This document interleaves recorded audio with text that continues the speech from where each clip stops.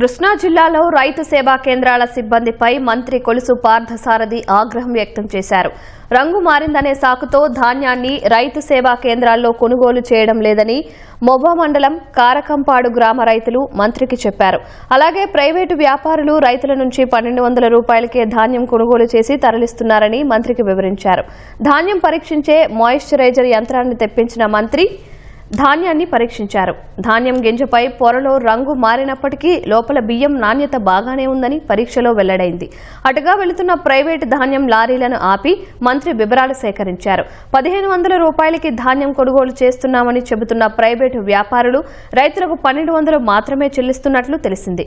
దీంతో రైతు సేవా కేంద్రాల్లో ధాన్యం ఎందుకు కొనుగోలు చేయడం లేదని, రైతులను ఎందుకు ఇబ్బందులు పెడుతున్నారని మంత్రి అధికారులను ప్రశ్నించారు.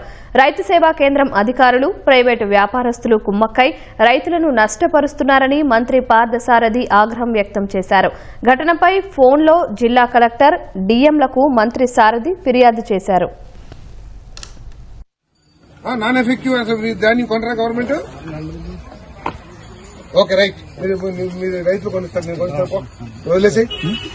ఇది నేను చూసుకుంటాను. రైతులందరినీ కూడా లైన్ పెట్టి మీ ఎదురుగా చేపిస్తా. నాన్ ఎఫెక్టివ్ కొనకూడదు కదా, ఎఫెక్టివ్ ఎందుకు కొనరు నేను చూస్తాను. మీరు I will take the task. Effective అంటే కొనరంట.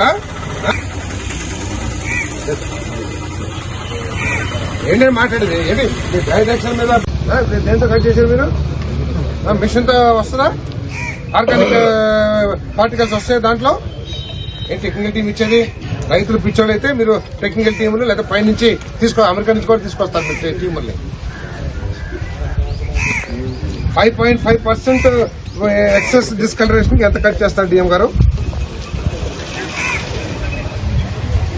ఎందుకు తీసుకోకూడదు? మీరు చెప్పేసేయండి. అయితే మీరు ఆయన చెప్పండి తీసుకోవద్దని చెప్పేసి. ఒకవేళ అది నాట్ కన్జ్యూమబుల్ అయితే చెప్పండి రైతుకి, మా బోటిలో సాయం చేస్తాం అతనికి. కానీ అందరు రైతుల్ని ఆ పేమెంట్ చేయకూడదుగా. ఇప్పుడు నా ఎదురుకుండా ధాన్యం ఉంది, తక్కువ అమ్ముతుంటే ఎవరు చేయాలి? ఎందుకు 10.5 తీసుకోకూడదండి?